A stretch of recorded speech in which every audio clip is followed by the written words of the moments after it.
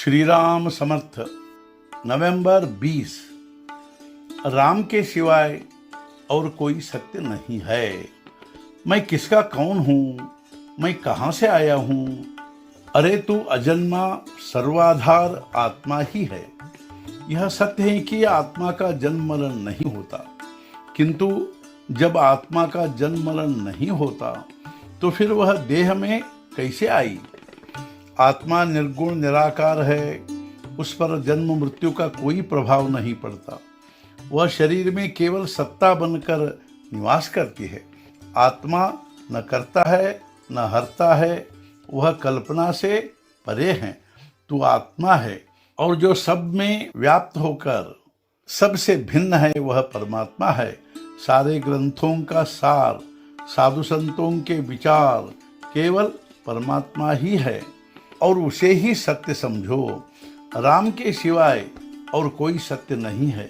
श्रुति स्मृति भी यही कहते हैं। छोटे बड़े सभी यह जानते हैं कि राम की सत्ता के बिना पत्ता भी नहीं हिलता। श्री राम रूप ब्रह्म स्वरूप निर्गुण सगुण सुंदर है, उसे मेरे अनंत प्रणाम हैं। इसे सत्य जानो कि राम के सिवाय और कोई सत्य इस संसार में नहीं है। दुख का हर्ता और सुख का कर्ता परमात्मा के सिवाय और कोई नहीं है। राम के सिवाय और कोई सत्य त्रिभुवन में नहीं। मैं आपको त्रिवार कहता हूँ।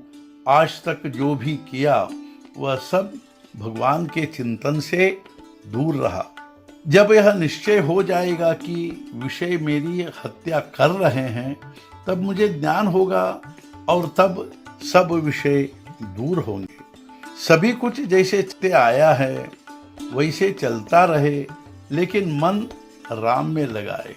वैभव संपत्ति और हम चाहते हैं वैसी स्थिति, यह कोई भगवान की कृपा की निशानी नहीं है।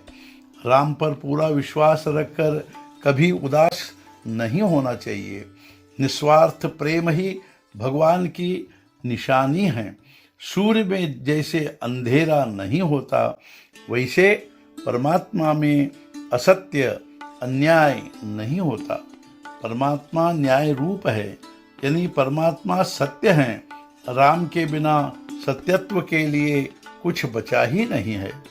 मतलब राम ही त्रिवार सत्य हैं, जो हमसे पहले आया, हमारे साथ रहा और हमारे बाद भी रहा है।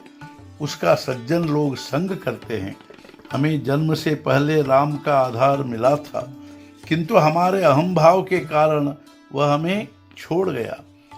सारी स्थिति और लय के कर्ता एक प्रभु राम ही मेरे त्राता है। राम सर्वत्र व्याप्त है, वे मुझसे दूर नहीं गए हैं। परमात्मा सर्वत्र व्याप्त है, उनके बिना कोई स्थान रिक्त नहीं है।